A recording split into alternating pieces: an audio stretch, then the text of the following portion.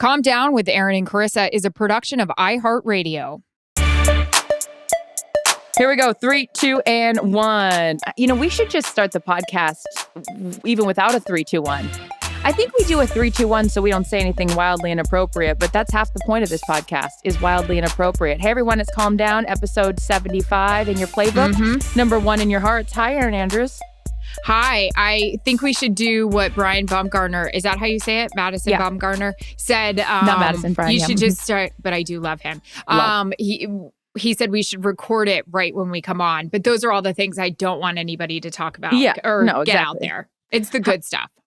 Speaking of good stuff, I know you don't like attention, but I'm here to give it to you. Congratulations.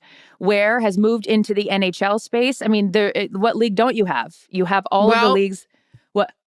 Major League Baseball. Kyle, can you get that done for me? Kyle, line 1. Wait, I'm so proud of you. The NHL. Congratulations. Thank you. We're very, very excited. It's getting announced Tuesday, which is after this is released, but it's cool for us. It's kind of like where it all started. I mean, my career started with the Tampa Bay Lightning, which we're going to get into a bit later. And then obviously I married somebody that has a lot to do with hockey, and hockey influenced his life. And Alyssa Green, who is our creative director and also our designer, her husband played with my husband, and they work together now. So it's really cool. It was cute. We were talking about it today, and she goes, yeah, when I really sat and thought about it, I cried. I was like, that or you're exhausted from your kids.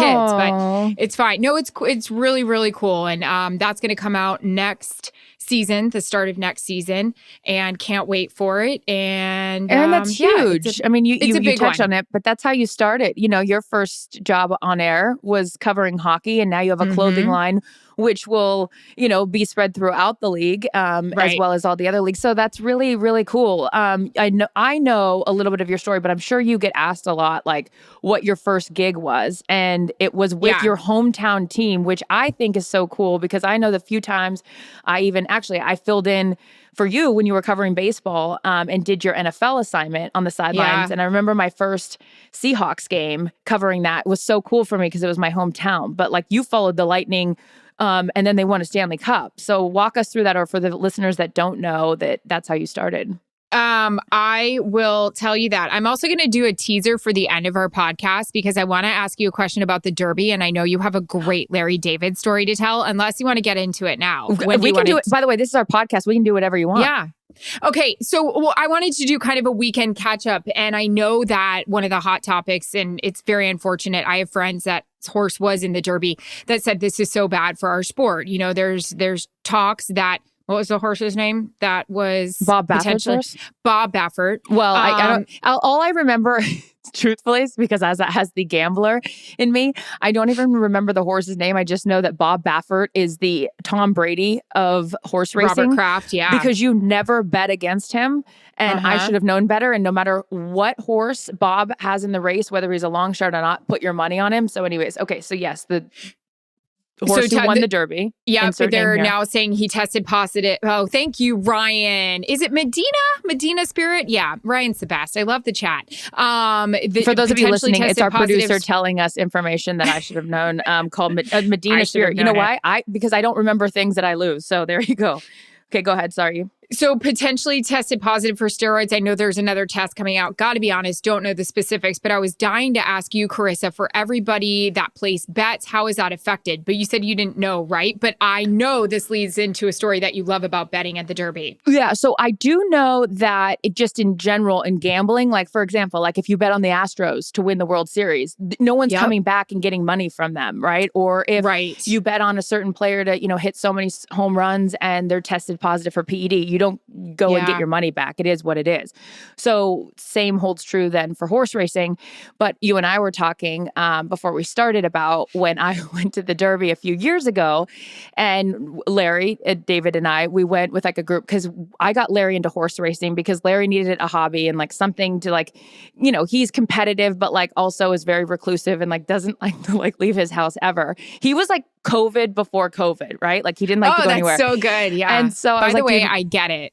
I don't want to leave my house either. I mean, now I'm that person and I don't want to leave. So I went the opposite direction. But so in order to like get him to like I don't know, get out and do things, we went to Santa Anita. So we went to the racetrack, and that got him into horse racing. Then we went to Vegas. He got even more into horse racing. And so it culminated in a trip to the Derby.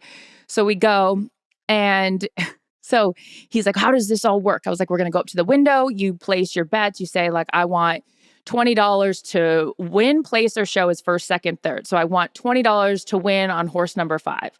Okay. So we go up, we place our bets, and the guy that's at the window recognizes that it's Larry. And he goes, oh my God. Like, he does his, like, you know, whatever, the whole like reaction everybody like gives to Larry. And Larry can't be bothered. He's like, yeah, focus. Or you're not focusing. We want this. We want this. And so finally the guy like prints off the tickets, and he's like, you got him right. Are you sure you got him right? And the guy's like, yeah, I got him right. So we go, there's a lot of races leading up to the actual Derby race. It takes forever. Forever. So we have our tickets in hand. We're so excited for like the actual like race to happen. Horses are going around, final stretch, you know, chariots of fire, dun, dun, dun, dun, dun, the whole thing. Our horse wins. Always Dreaming, 2017 Kentucky Derby winner. I'm like screaming, Larry's screaming. We're so excited. We won. He looks down at the ticket and he goes, yeah, we don't have the ticket. I'm like, what do you mean we don't have the ticket? Oh my God. So at this point, out of curb. There's tickets everywhere all over the floor because from all the previous races, when people lose, they just rip them up and then throw them on the floor. He's on the ground, dirty ground, on the ground looking for the ticket. I'm like, what the hell? He's like, the guy didn't give us the ticket. So when the race is over, you go up to the window to like cash your ticket in, right? And get money. He cuts the line, Erin. It is so like from an episode, which you know I don't watch the show, but you tell me this. He cuts the line by cutting the line.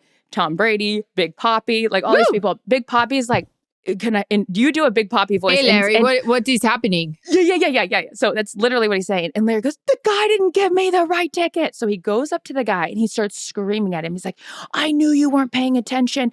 I knew it all along. He goes, check the tape. And I'm like, oh my, at this point, like the race is over. Like the video, the security footage, check that tape. Yeah. He gets the manager out. The manager's like, it's going to take us a long time to check like what bets were made. Mind you, the bet was for like $20. Like it wasn't even a lot of money, but it was the principle that Larry was like, I knew he wasn't paying attention. We won. We should get our money. And he created such a scene to the point where like now everyone's filtering out of, Churchill Downs, and we're like standing there, and I'm standing there against the wall waiting for the manager to check the tape. And so I'm like, Larry, let's just go. And he goes, no, this is ridiculous.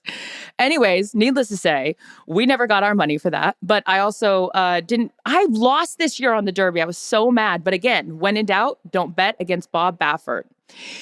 Hold on. So they look at the footage? No, because I wouldn't let him, because it would have taken forever to comb through like all the nonsense, like needle in a haystack, whatever. And I'm like, let's go. But it was the point that it was all just so very Larry-esque and leading up to it. And like only we would have like the ticket that didn't get printed when we were supposed to. And I was like, whatever. So yeah, that's our story for that. But we had a good time. All of you Curb fans right now, I know you can hear it in your head. I mean, I swear.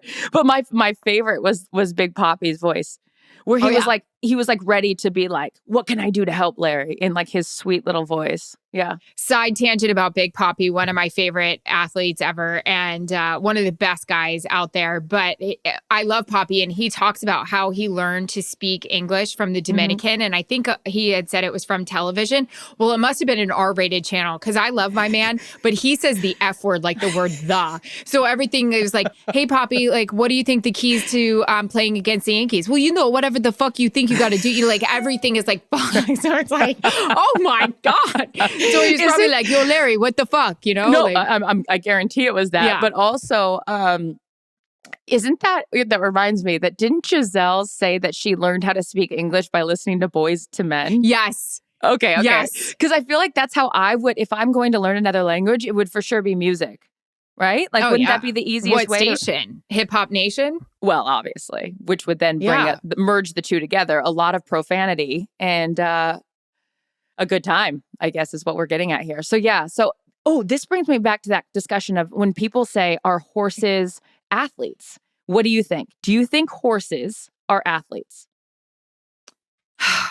I gotta be honest. I don't know how to feel about this. I don't even know how to feel about watching the Derby, because I love it. I love the buildup. I love the stories about the jockeys and their families, and I'm crying, and everybody, you know, we're back here in Lexington, or are we in Lexington? Where are we? Louisville. And I'm so excited. And then they're like getting whipped and stuff, and I get upset. So I don't know how to feel. And These I don't horses know how are to feel also about taken care of, but beyond measure. Yes. Okay. So like I wish they had their nutritionist. I say they are athletes for this exact reason. Too. Bringing it back to the PED thing. If this proves true, right, that he took PEDs, well, then they're under the same rules as an athlete. Yeah. Right? Like if we're having, I don't know, I just feel like because they're not human. I mean, like they're participating in a competitive event. Yeah. And I don't know, it's the same thing as like NASCAR. When people are like, oh, NASCAR drivers aren't like athletes. The car's doing the work. I'm like, have you ever driven in a NASCAR? Because I have. And that shit is hard. We did and that hold NASCAR, your bathroom for that long. And that left turn, that left turn, obviously. We did a NASCAR immersion. Did you ever have to do that at ESPN? No. I had to do it. And it's like, it takes a lot of stamina to sit in that car for hours and hours and hours. Anyways, there's so much we could say about this. But that's why we have a podcast. I guess that's why we're talking about it. But good news, everybody. 2 things to take away from this conversation. One, you will always keep your money, no matter if the athlete's cheated, or in this case, the horse athlete cheated. And remember to always check your ticket at the race before the race happens. Keep your ticket. Have it. Yeah. Yeah. Yeah. The guy never gave it to us because he was distracted. I'm dying to know where that damn ticket was. Wait, really fast. I don't think he ever printed it. Was break? Larry's point, because he wasn't paying attention. Larry maintained like, because we had a stack of like all these tickets. And so he was like, he never printed that one. Yeah. But do you really believe that, Charissa? Yeah. I believe that I know, because I was standing there and the guy was like losing his mind and wasn't paying attention, which was Larry's point. Like, are you concentrating on the task at hand? I appreciate that you like my show and you want to talk about episode 12, but you're not paying attention to your job. And we missed out on the $20 that Larry didn't need. Yeah, totally. And I think the best part about it is there are so many stars and athletes at the Kentucky Derby, and the one person that everybody loses their shit over for is Larry David. It just is. Yeah. Tell the Tom Brady story in the elevator, please. Oh, yeah. Well, okay, so anyone that's been to the Derby, there's like one nice hotel you can stay at. And I say this lovingly. It ain't like the nicest, but it's the hotel where everyone stays. Okay. Yep. So we get in the elevator's packed. And it's that moment where you don't know, like, should we wait for the next one, or are we getting in? Is everyone going to be okay if we like suck it in and like, everyone moves in? So Larry, who hasn't thought about any of this, he just goes into the elevator, and I'm like, okay. And we turn around, and all of a sudden, so we're facing the doors and like up against the doors, and I hear this sultry, like Tabasco vanilla whiskey voice go, "Hello, Larry." And I was like, I turn around, and the sex pot that was Tom Brady in sunglasses and a Nick Phuket hat. And I was like, holy shit, I've never thought this guy's hotter. And Larry goes, Tom, hey.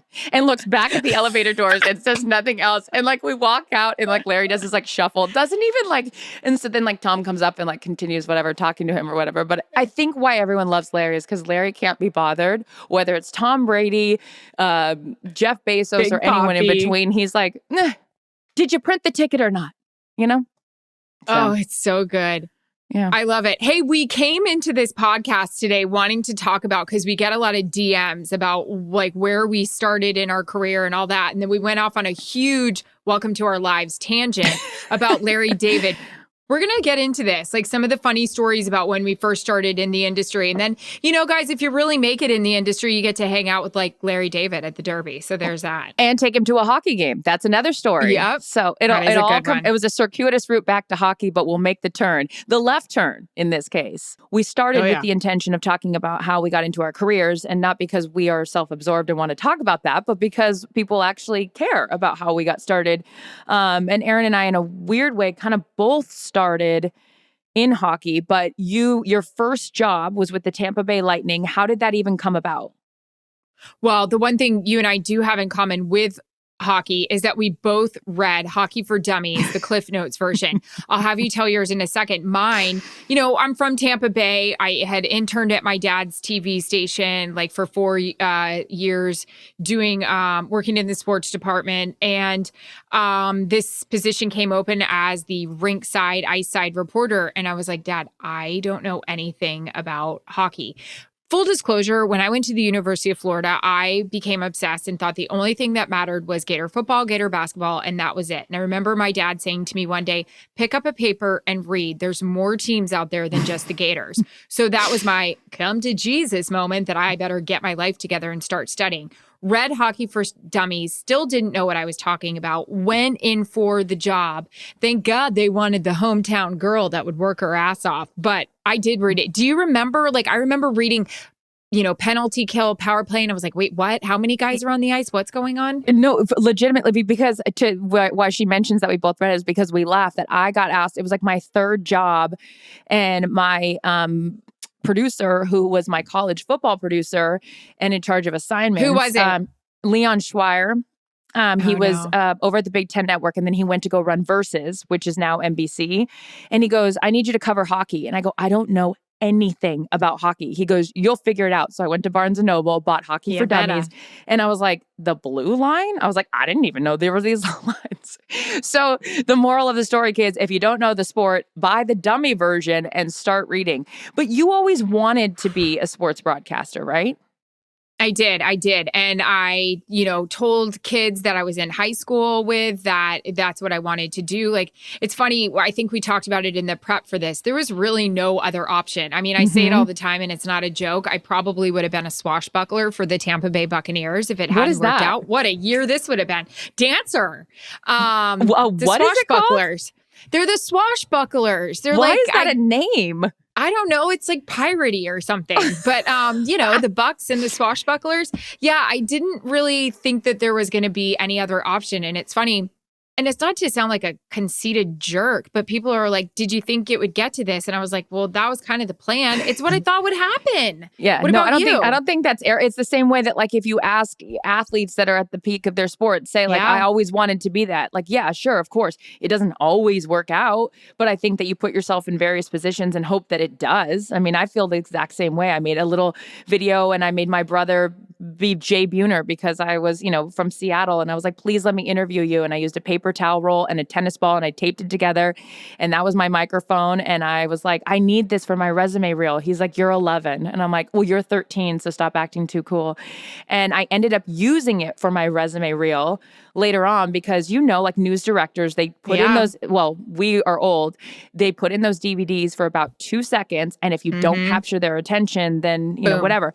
You and I also, we have a lot of parallels in our career, different but the same. And like, I feel really lucky. I never had to go work in a small market. And like, I know a lot of people that have to do that. Yeah. I was willing to do that. I was willing to go to Champaign, Illinois, or wherever I needed to go.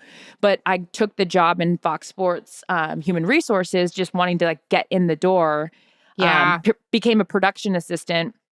And then that turned into getting an on-air job with the Rockies was my first on-air job. But I also was only getting paid a PA salary and was like, I'll just do it for free and hope that it all works out. Like, that was smart of you to do that, though. That was a big risk that you took, but it was smart of you to do because you literally did get your foot in the door, and you probably worked it too in terms of like, hey, can you guys get me on TV? Like, what can I do? And it's like, I forgot when we did those listeners live, talk, when we just said, you never know when you're going to be called upon and you got to be ready to go. So that was so smart. You did that. Oh, well, thank you. Well, I mean, I don't know, just like hoping for the best. But I remember I was working in HR during the day and I'd sneak up to highlights at night in the Fox Sports building and log tape so I could learn how to do highlights.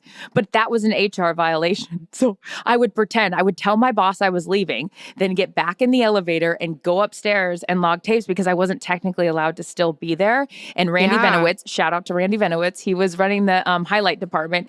And he's like, it's okay, I'll show you how to do this. And like, I would log tapes, whatever. But This is like a movie. I think, well, what is the ending? We don't know. It's a miniseries is what this is. But I think it's that idea, right, where you do whatever you need to do. So you're working with the Lightning.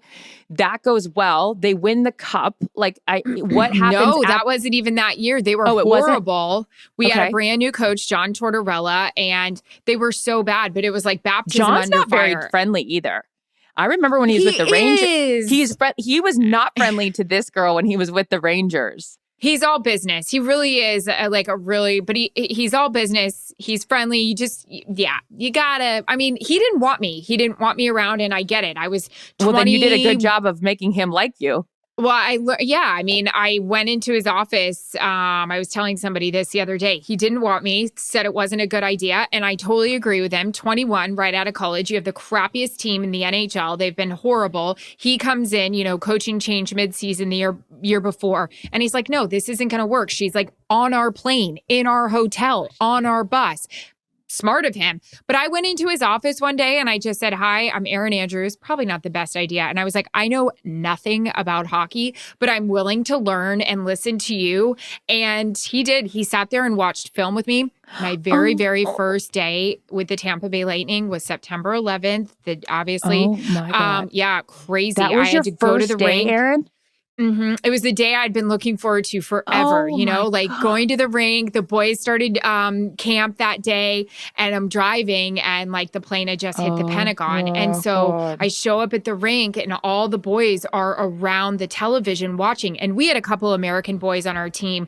And so I was hearing from our producer that day was obviously you're just getting reaction. But that was my very, very first day with the Lightning. But wow. So yes, I learned so much. I learned with Torts, questions to ask. I sat next to him on the bus because, I needed attention, but he was like, you're sitting here. And I was like, okay. Aww. But it was a great relationship. I was super tight with him. I love him so much. But I learned so much on the road. You learn, have your head up.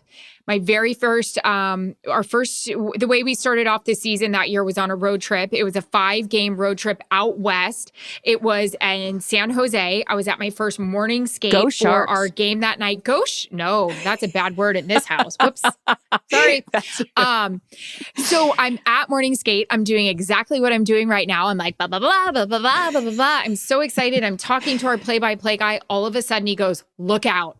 And he swiped the puck. It was coming right for us. It launched over the board, over the glass into us. He hurt his hand really bad, and everybody was like, "Oh my God!" It was so bad that the local reporter Kevin wrote about Costner it. jumped in front of you and took the bullet, Whitney. Rick Peckham, I love him forever. God. Our local reporter wrote about it. This is not a face for radio, okay, no, folks? You could have a puck at the face. You already took a baseball to the face once. Yes, I mean, my God. That would have been bad. I would have seen. Wow. Yeah. So our local writer wrote about it. My dad saw it in the paper the next day. I didn't tell him what happened. And he was like, hey, shut your mouth and pay attention. One more. That's what your dad said? Sandra. Yeah, because I was talking the whole time. He goes, you have to watch what you're doing. All business. He wasn't like, are you okay? He's like, pay attention, Erin. I could have had it my whole face rearranged. And then, no, but I'm grateful. I learned so much. I learned how to drink, eat, cuss, Amen. all of it. Yeah, it was the best. Love that. Well, that reminds me when you were saying that you're like, maybe I shouldn't have done this, when honesty in my case, as it was in yours, was the best policy. Because I'll tell you, I did the same thing with that job in HR. Yeah. I did the interview. I lied. I pretended I wanted the job in HR, the whole thing. And I walked out of there and I was like, that was a really shitty interview. I'm never going to get this job. And I was like, I have to get this job because it was the only job available in Fox Sports. So I called the guy back that I interviewed with and I said, here's the truth. I don't want to work in HR. I want to be on TV, but I'll work my ass off for you. And then I'll do the TV stuff on the side. And so I got the job. This is the moral of the story. HR. I got the job because he said I was honest and HR was all about honesty. So it was in the end, it ended up being literally the reason that I got a TV job, right? Was being in there. Yeah. So for you to have, the balls to say, I don't know anything. And by the way, that motivated him so much more to be like, let me help you. because he wanted to be part of your success. And I'm sure he looks at you now and is like a proud dad as well, being like, hell yeah. So he's always been that way with me until he cut my husband in PTO camp for the Columbus Blue Jackets. That's fine. I understand everything happens for a reason. So yes, honesty worked well for you there. Honesty worked well for me with the Lightning. But then I got hired. It was after Christmas. The Lightning weren't done with their season, but Turner Sports came calling, and I didn't even have an agent yet. They came calling. They saw me doing the Lightning game, and they were national, obviously, at the time with the Braves broadcast. And Skip Carey, Joe Simpson were doing the games, and they needed someone in their studio. I didn't know shit about baseball. I knew the Red Sox. I knew they broke my dad's heart every year. I knew, boo, the Yankees, George Steinbrenner, blah, blah, blah. But I remember I was in Ottawa. I was a fabulous hotel. It was like very castle-y, very cold that day. As they all are in Ottawa. My dad just said to me, look, he got his agent on the phone and said, I think you got to take this job, kiddo. He's like, this is national. This is your first year calling right away. I think you can do this. Never hosted a studio before, never talked about baseball. I was like, okay, let's go. Yep. I talked to the PR guy that day from the Lightning. We got back on the plane and he said, well, you got to go tell Tort. I went up to the front of the plane and Tort said to me, I heard you got a job offer. And I said, I don't want to leave you. I don't want to leave you. And it was national television. He said, look, if it doesn't work out, you can always come back here to the Tampa Bay Lightning, making your $40,000 a year, living with your parents. Hell yeah. It was the time of my life. You do what you got to do, sister. By the way, I thought I was crushing it making $35,000 a year. I bought a used Range Rover, put 22-inch chrome rims on them, and had no money left to pay rent. But I was like, I am crushing life right now. I had my stick shift Jetta that I was driving into like the Tampa Bay Lightning arena next to, the guys' Hummers and stuff. And I was like, I'm driving a stick shift. Hey. Anyways, yeah, I don't care. I thought it was fabulous. So I ended up going to Turner. I signed a 2-year deal. It was not because of them, the worst experience of my life. I was so horrible on television. I blanked out so many times. I mispronounced so many names. Anyone out there that shit's going bad for them in their job or they're worried about TV, this happened to me. I was awful. I used to go visit my parents all the time, cry to my dad, just say like, I'm out here on an island. I'm doing horrible. I feel like I took this job and I'm not ready. And they didn't re-sign me. They let my contract run out, which Turner they should have. Okay. Turner didn't. I will say, I don't think I was put in the best position to shine. I feel like whatever. And I know that because when my contract ran out, Charles Barkley had said to me afterwards, he goes, I walked into those executive office and I was like, you guys are she is going to make you look so bad. That was one of the biggest mistakes. And I'm like, if Sir Charles is saying that about me, I love him so much. And he's been wonderful in my career too. But it was the best thing that happened to me. I also kind of wonder Aaron Rodgers' chip on the shoulder, if that's always something maybe. And I never thought about it until now. Maybe motivated me because I sucked and it pissed me off. Knowing you as well as I think I know you, I know for a fact that's what motivated you because you don't you don't want to fail ever. And if you fail, then you're going to come back 10 times harder because that's who you are and you're competitive and you'll do whatever it takes to win. But a lot of this also has to do with humility. And for you guys just joining us, maybe you came into the podcast late. This isn't like a big, Erin and Charissa say how great they are. I think it's more of a how we got to where we are, how we, again, with I'd like to believe a lot of humility and grace, but also still wanting to be great. We talked about, I had to work that boxing event last week. I don't know shit about boxing, but to have the ability to say I don't know, but I will ensure that I do the best that I can. And as long as employers keep giving us the opportunity, but, I love that story. I love the stories. And by the way, so does America. America loves a fall from grace redemption story and get back on the horse. In this case, always dreaming. No, I'm just kidding. Oh, yeah. There's three nightmares I always have when I do a game. One is that all my hair extensions, not in right now, will fall out. I can't believe that's all your real hair. Well, you wake up and they're all out on the pillow and you're in New Orleans and there's nothing you can do about it. Or I wake up and my 2 front teeth fell out. Weird. Or I'm put in a situation and I absolutely blank out, or I'm at the game and I didn't know I was supposed to be covering the game and I just don't know what to do. So yeah, I feel like that's how I kind of felt at Turner, not with my two front teeth, but not knowing what to do because I just sucked. I called one time, and I don't know if I've talked about this, the paint, they had just painted the studio so bad, and it was like I was sucking in fumes. I threw it back to the Braves field, and I said, or Turner Field, and I said, now let's send it back to Skip Simpson and Joe Carey. And I just was like, I fucking quit. Like, I'm so bad By the way, this sounds like there's a lawsuit on your hand. Was that asbestos? Great point. I need to ensure that Charles Barkley is on the NHL coverage. I didn't we know should that try to get him on this podcast. Please. I didn't know that He's Charles the best Barkley ever. was such a huge hockey fan. Loves hockey. He just appreciates competition. I know from his time in Arizona, he was big with the Coyotes. He also, my husband and I saw, he was on Hockey Night in Canada one night. He did a whole thing from there. I think he just really appreciates how, not violent, but how hard they play. He loves the competition. Tough. Yeah, I love it. He's the best. We're talking about our career highs and lows, I think is how we're summing all this up. And it was the idea that Erin got let go from Turner and Charles said they'll regret it. So what happened after Turner? You end up at ESPN. How? I end up at ESPN. I know I was let go.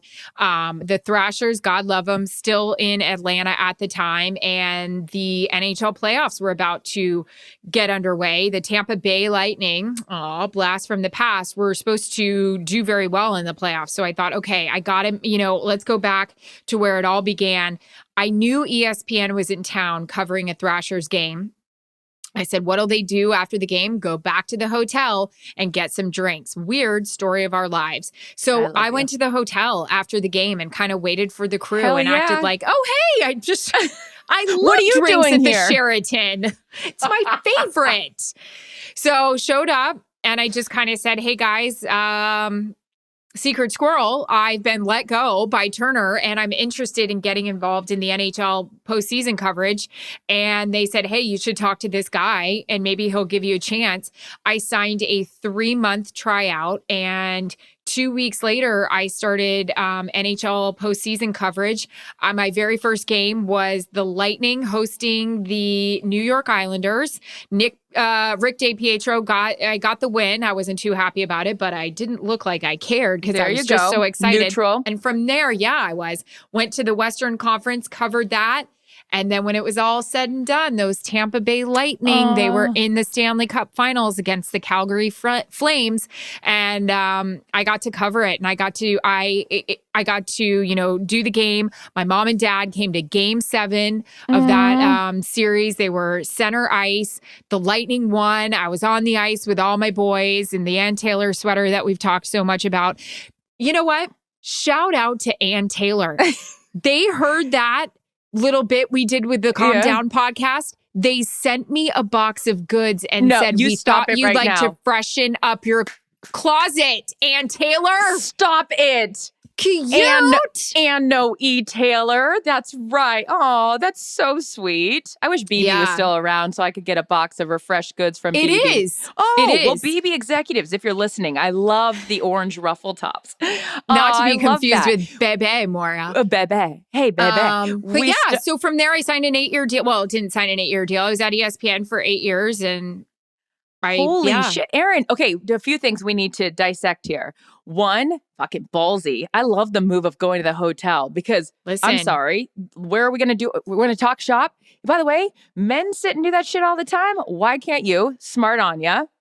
Also, that was like you getting the HR job with Fox. That was ballsy too. Sometimes you just got to put it out there, man. Got to make moves. Okay. And then the other part of that is how cool is it that again, don't burn bridges, people. Don't burn bridges. Your relationship with that organization, with the Lightning, and how it all came back. And look, as we know, and you specifically, because you're still on the sidelines and like getting information first and foremost from these guys, it's a relationship business. So for you to have access to those guys and they're going to tell you things because they trust you. And this is the other thing too that's so hard at the beginning of your career is that you have to earn that respect and you have to earn that seat at the table, right? And so for you to be able to use that relationship and then see it come we started our podcast with the word circuitous, but like it all came back to where it started for you, which is so cool. I love that. Yeah. That's really, really cool. It was awesome because those boys that won that cup that year, they saw me come in like the total asshole that I was with the Lightning, where we're on the commercial jet, you know, but it's our charter. It's like a Delta commercial jet and the team has the whole thing. And here I am, the a-hole, and I bring the rolling suitcase, the El Grande style, and try to fit it up overhead in front of all these like young, good-looking NHL players. And I'm like, asshole, line one. And then to where I come back holding the ESPN microphone and doing the Stanley Cup finals. And they're like, EA. And I'm like, I know, this is so cool. And they're like, we'll give you stuff. We'll give you gossip. And I was like, oh my God, thank you. Yeah, it was really, really cool. At least you were allowed on the charter. There was a certain manager, Clint Hurdle, with the Colorado Rockies, that he was the manager, and he wouldn't let me on the charter because I was a woman. Because I was a woman. Oh, yeah. Look, I'm not bitter. Don't be bitter, be better. There was lots of, roadblocks in that situation. So I what's the line from The Sweetest Thing? I haul my ass up this street with, lugging her heels. Cameron Diaz in that. Yes. That's that moment of I jumped on connecting flights from Frontier Airlines, Spirit Airlines, all the things on commercial flights when I first started working for the Rockies to cover games for them. They didn't let you on the plane? No. I'm cool. I mean, most people want to go to HR with that complaint. You know what I did? I said, you know what? I'm happy to be here, and I'm going to be on a jet in first class with my contract soon enough. No, I'm just kidding. I remember how many years we had to schlep it around. I mean, and that's the other thing too, where I would caution when people think like, oh, you guys act like it's so hard with your car service and your first class seats. Bitch, I worked real hard 13 years into this thing to get a first class seat. And I am so appreciative of my position to the point where it's like, if I have to take, I worked that game in Cleveland when I say work that game, I did the GMC tailgate with feeding dogs and they wanted nothing to do with me. You did. While you're working the game and getting the Myles Garrett story, I'm feeding Rottweilers in the back of the GMC truck and there were no seats available. So I sat in the back of the plane with Jillian in 31A, and I was happy as a clam. Never be too big for 31A. Good, yeah. Hell yeah, you know what I mean? Night before, yeah. We had a lot of cocktails. Yeah, because you just came from working that game. That was very stressful. I know, it was so dramatic. No, you're right. I mean, again, people, this is not to toot our own horn, but the stories, and we'll talk about them on another podcast. We should do another podcast about the story. Yeah. Mm-hmm. Yeah, totally. Let's do that. I mean, you guys care. Yeah, I hope you do. But no, it's not. There are times, I drove myself on icy roads in Wisconsin coming from Florida in a small, 4-door car crying on the side of the road to my dad, like, I can't drive in this. And he's like, what are you doing driving in this? I'm like, I'm trying to get to Madison, Wisconsin. Yeah. Actually, so if you guys do care about our road woes, DM us or send up a smoke signal and we'll get into all of that because there's some doozies. From all the years that we've spent on the road. And then you continue to be on the road. I'm so impressed that you still are a road warrior. I don't have it in me anymore. I'm like studio, warm with a blanket, and you're still in the conditions. But you love it. Why do you love the sidelines so much still, where I'm like, please don't put me on the sideline anymore? I love the game. I love the bright lights, as cheesy as that sounds. I love the noise. This year was really hard because we didn't have any of that, and we just felt so far away. I love standing there when Sean Payton is lighting up the official and I'm listening to what he's saying and going, oh my God. I love the days when I was covering basketball, college basketball, and Calipari would let me in a huddle for a Kentucky game and he'd look up at me and say, hey, Erin, come listen to this. This is going to be good. I love that shit. It's awesome. I love, I used to love doing post-game interviews with him, and I would take one of those Listerine tablets really quick, and he goes, my breath is terrible. Give me some of that. I love that connection. It's true, because it all comes back to relationships. Yeah. I miss that a little bit, and that's where it's I like doing interviews when, during the season, especially, this year excluded, but in previous years where you can go out and, those relationships are so important. And I think that that's what it's all about. Is this is a sport, or this is a job that we've always both wanted to do. We're lucky enough to still be doing it. And God damn it, if you put me back in 31A, I will have a smile on my face every time, because this is a great gig. And also, I will too. I am well aware that this thing only will last as long as they'll, keep us employed. So, it's definitely been fun to go on this journey. Yeah. You, I was thinking you were talking about those interviews, and this is very current right now, but you just did a sit down with Devontae Adams. How much do you wish that was this week so you could ask him some questions? I know. And now what is happening? The producer brain in me is thinking, oh my God, how much can we even use of this interview? Because so much of it, and we'll be able to cut it together or whatever, and do voiceover stuff to sort of marry the conversation. But, a lot of that interview was about how when he, got drafted, and like he was saying that Erin's really bad about responding to texts and calling and that kind of stuff. And so he finally got him on the phone. And then Erin was, Erin was like really receptive and was like, great. But he's like, man, that guy's hard to get on the phone. And so I finally got him on the phone and whatever. But yeah, I mean, there's a lot of things, a lot of headlines in the news. Tim Tebow back with the Jaguars. That's where my Calm Down award's going this week. Okay, let's hear it, sister. I love me some Tim Tebow. Tim Tebow has always been lovely to me. I got nothing against Tim Tebow and what he stands for. But my Calm Down award is this. Tim, you come with not just some baggage. You come with an Erin Andrews El Grande suitcase in the overhead. And guess what? We need to gate check that thing. Because you're not just Tim Tebow, the football player. You're Tim Tebow, all the other things. So when you come into that locker room with a new organization, and by the way, this is Urban Meyer, who we love, is second dad of mine. I know that Tim has to make the team, and there's still a lot of, things that have to happen for him to be on that roster. I just am like, what are we doing? What are we doing? Like, I'm all about following your dreams, but like, you followed your dreams. And by the way, they turned out really well for you. What are we still doing? So please just calm down and like, let other people, like that day that someone taps me on the shoulder and they're like, Charissa, you're done with this gig. We're over you. I'm not going to keep showing up to the studios and being like, hey, it's me. I'm still trying to get that like George broadcasting. Costanza. Yeah. It's like, lick the envelopes and RIP, So anyways, calm down. I have a question about the Tim Tebow thing. And I know you said Colin had a great take on this, and I want to go listen to it after. You said all the, the storylines or the hype surrounding Tebow when he's around. And I get it. I went to the University of Florida. Jacksonville isn't LA. It's like 30, 40 minutes away. It's 2021. Are we still doing that? I feel like, no offense, this is Tom Brady's league. Like, I don't feel like, look what happened when that Tebow stuff came out. Like, he may or may not have had a private workout with the Jags. And then it was like, boom, Aaron Rodgers is unhappy. And it was like, smell you later, 15. Here we go with 12. Right. So is it still all that hype? I don't know if it is. I don't know if it is either. And this is not an indictment. And I'm not just hedging my Calm Down award. But I'm just saying, like, there comes a time and there's various chapters. And I feel like, and I'm putting it on myself too. This career is going to come to a close at some point, hopefully not for a while. But when it does, I'll go out gracefully and do something else. And you can, by the way, you can still stay in the sport. You're still a broadcaster. I don't know. I just feel like, let's give somebody else the headlines, and I just don't, what I don't want is it to even be a conversation if that quarterback position is in question. So yeah. Anyways, what's going to be awkward when you have to do that sit down interview week 2 with Tim Tebow. I'm actually going to pull this up and say, I told you to calm down. Tell me I'm wrong. I'm going to be the pundit, and I doubt that Tim Tebow will be motivated by my Calm Down award, but I also need to be a contrarian. I'm not going to just like fall in line. Everyone loves Jennifer Lopez. I don't love Jennifer Lopez. Calm down, Jennifer Lopez. What don't you like about her? She was mean to me. She was so mean to me when I tried to interview her when I was at Extra. She was mean to me. It's like the line in Pretty Woman.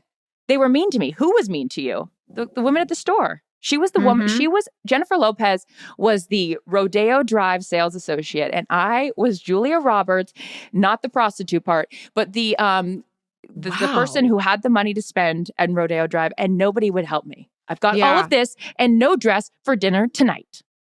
Hold on one second. Howie, Daddy wants you. You got to go pee-pee. More, we don't need a stain on the carpet. What? Okay.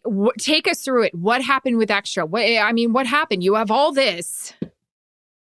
I was working at Extra, and there was rumors that she was back together with her boyfriend at the time, who was Casper or whatever, and the friendly ghost. He was friendly.